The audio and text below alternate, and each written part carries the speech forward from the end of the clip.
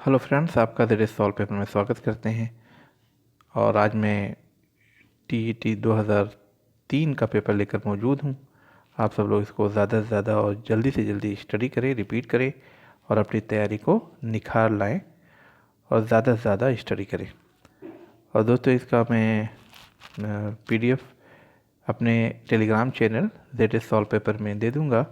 आप लोग वहां ज्वाइन होकर के इसको स्टडी करें, इसको पढ़ें। और मैं पेपर सॉल्व करने में बहुत कम टाइम लगाऊंगा, बहुत फास्टली इसको रिपीट करूंगा, इसको रिवाइज करूंगा। आप सब लोग इसको फॉलो करिए और बॉक्स में जो व्याख्या है, जो एक्सप्लेनेशन है, आप उसको पढ़ लीजिएगा, ठीक है, ताकि कम टाइम में ज़्यादा रिवीजन हो सके। तो आइए शुरू करते हैं। विश्व बैंक की सुलभ ऋण खिड़की है IDA। गत कुछ वर्षों से विगत देशों द्वारा अपनाए गए विनिमय दर व्यवस्था को मोटे तौर पर स्वतंत्र परिवर्तनशील दर से लेकर एक मध्यस्थ मुद्रा में अपरिवर्तनीय दर से टांकने की दर से भारत ने किस व्यवस्था को अपनाया है? बहुत लॉन्ग क्वेश्चन है, तो इसका आंसर पहला होगा स्वतंत्र परिवर्तनशील दर व्यवस्था। विनिमय दर को ऊंचा रखने यानी टांकने का अर्थ है मुद्रा का अधिमूल्यन, है ना। इसका आंसर यहाँ बॉक्स में दिया हुआ है, इसको पढ़ सकते हैं। अंतर्राष्ट्रीय तरलता में सम्मिलित किए जाते हैं, तो इसका आंसर 4 है। वे समस्त साधन जिनसे अंतर्राष्ट्रीय भुगतान किया जा सके। आप इसको यहाँ से पढ़ सकते हैं। Question number next. निगमों की प्रतिभूतियों में लगाई गई राशि का पता सामाजिक लेखा के निम्न विवरण से पता चलता है। दोस्तों, इकोनॉमिक्स की जो हिंदी है थोड़ा टेक्निकल है, आप लोग इसको पढ़ें।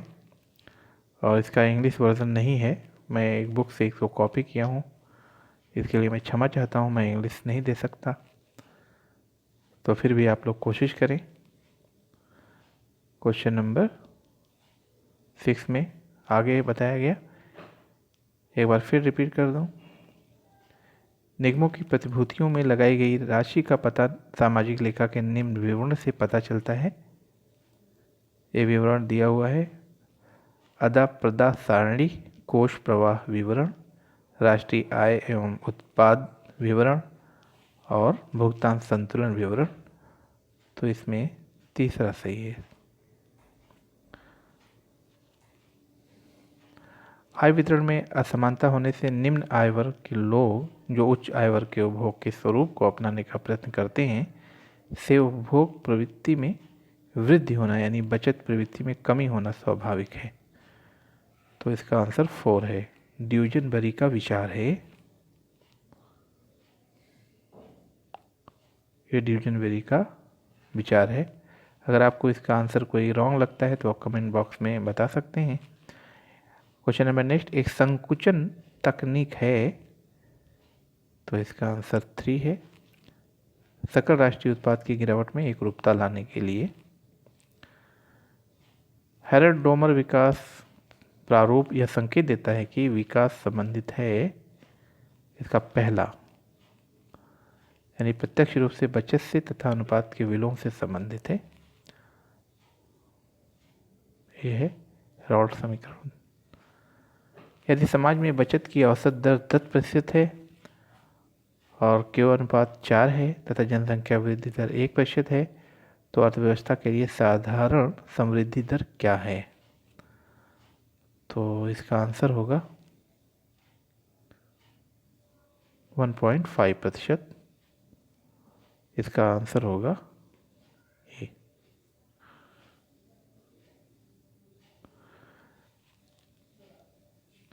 जब व्यक्तिगत उत्पादन इकाइयां एक योजना बनाती हैं, उसे संबंधित उद्योग समूहों, राज्य सरकारों तथा अंतिम रूप से केंद्रीय सरकार को भेज देती हैं, तो उस प्रक्रिया को जाना जाता है नीचे से नियोजन के रूप में, यानी इसका दूसरा सही है।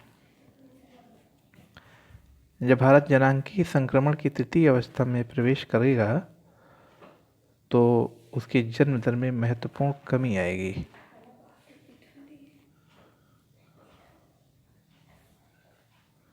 आदर्श जनसंख्या ज्ञात करने के निम्न सूत्र में खाली स्थान आपको फिल करना है। तो उसमें ओ रहेगा।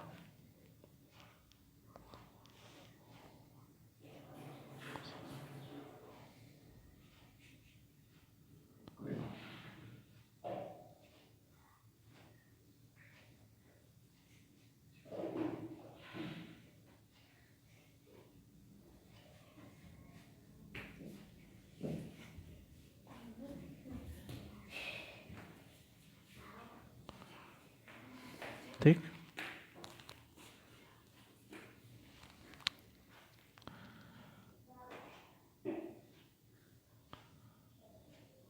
नेक्स्ट है, भारत में बृहद क्षेत्र का सबसे पुराना उद्योग है। सबसे पुराना उद्योग क्या होगा? कपड़ा उद्योग। तो इसमें पहला सही है। इसको यहाँ इसका एक्सप्लेन देख सकते हैं। निम्नलिखित में से कौन सा सार्वजनिक उपक्रम सबसे अधिक लाभ अर्जित कर रहा है? तो इसका है भारत हैवी इलेक्ट्रिकल्स लिमिटेड। निम्नांकित चित्र किस प्रकार की कर प्रणाली को प्रस्तुत करती है? तो इसका आंसर है अधोगामी।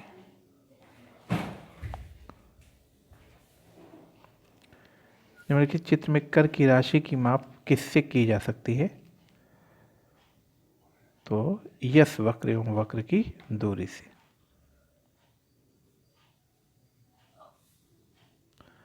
भारत एक दोहरी अर्थव्यवस्था मानी जाती है क्योंकि यहाँ उत्पादन की पिछड़ी तकनीक एवं उच्च तकनीक दोनों का सह अस्तित्व है।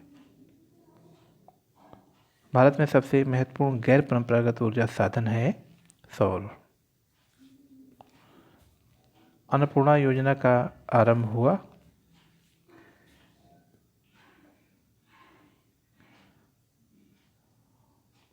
1999 से 2000 के बजट में।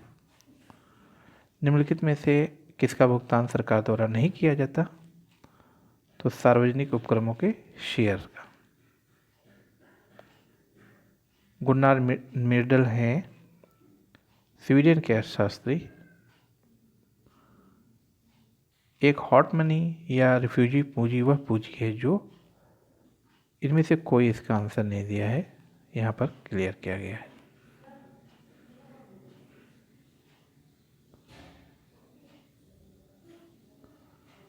नेक्स्ट, एक सिद्धांत है, एक प्रामाणिक परिकल्पना यहाँ पर दिया है। मोड़ पर सीमांत उपयोगिता अधिकतम होती है, दूसरा सही है। खाली स्थान भरना है, यदि MU सीमांत उपयोगिता है तो इसका TU होगा इक्वल टू TU। यदि एक सीधी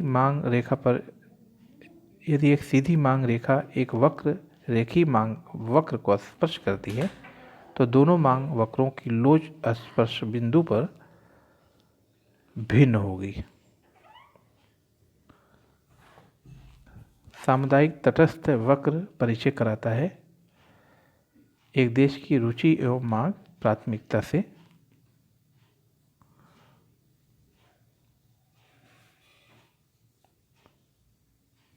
गिफिन वस्तु के लिए इंजेल वक्र ऋणात्मक ढाल वाली होगी,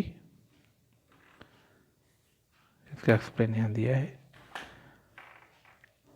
प्रोफेसर सैमुअल्सन के अनुसार मांग के तार्किक सिद्धांत का तीसरा मूल है प्रकट अधिमान सिद्धांत। भूमि ही उत्पादन का एकमात्र साधन है जिसकी पूर्ति पूर्णतः बेलोचदार होती है।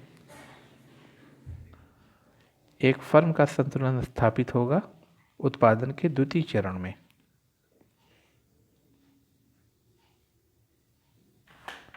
निम्नलिखित में से किसको आर्थिक लागत कहा जाता है? मौद्रिक लागत।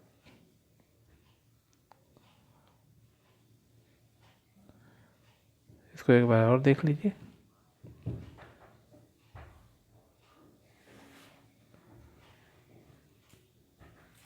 सभी आर्थिक इकाइयां जैसे घरेलू फर्म साधनों के स्वामी इतनी छोटी होती है कि इनमें से कोई मूल्य को प्रभावित करने में समर्थ नहीं होती। तो आपको बताना है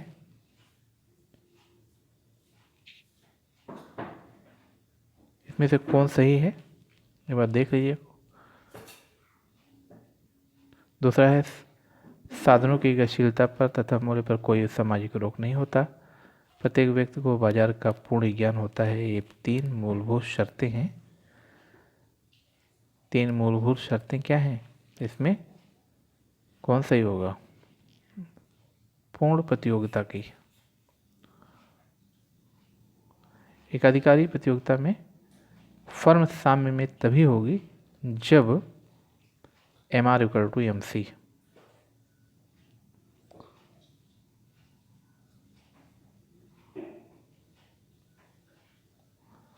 अनाज का मूल्य इसलिए अधिक नहीं है कि लगान दिया जाता है, बल्कि लगान इसलिए दिया जाता है कि अनाज का मूल्य अधिक है। यह कथन किस अर्थशास्त्री का है? तो है रिकार्डो का। इससे पहले भी आया था, ये देख लीजिए। जब मुद्रा शाख को सम्मिलित करते हुए की पूर्ति उसकी मांग की अपेक्षा इतनी नीचे गिर जाती है, समान रूप से वस्तुओं के मूल्य गिर जाते हैं और मुद्रा का मूल्य बढ़ जाता है, तब ऐसी स्थिति को कहते हैं मुद्रा संकुचन। मुद्रा प्रसार अन्यायपूर्ण है तथा मुद्रा संकुचन अनुपयुक्त है। कथन किसका है? ये J.M. केन्स का है।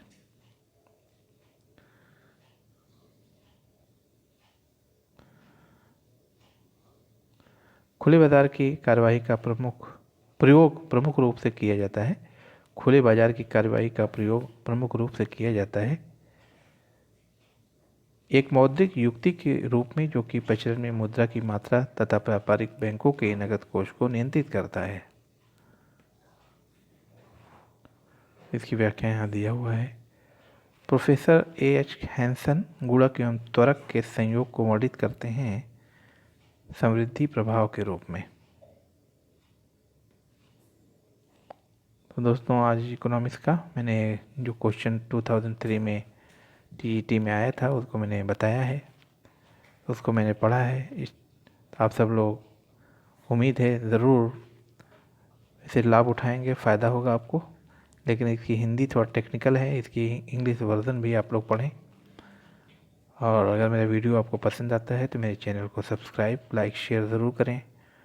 और मेरा Telegram channel ZD solve paper आप लोग ज्वाइन करें, और इसका PDF में ZD सॉल्व पेपर टेलीग्राम के चैनल में दे दूँगा। आप वहाँ से लगातार पढ़ते रहें। और दोस्तों, मेरा जो चैनल है सब्सक्राइब के साथ साथ बेल आइकन को भी प्रेस करें, ताकि जो भी मैं वीडियो यहाँ से दूँ आपको इसको आपको मिलता रहे, आप लोग उसको देखते रहें। और कोई प्रॉब्लम है तो आप कमेंट बॉक्स में कमेंट कर सकते हैं। ओके फ्रेंड्स, मिलते हैं नेक्स्ट वीडियो में। थैंक्स।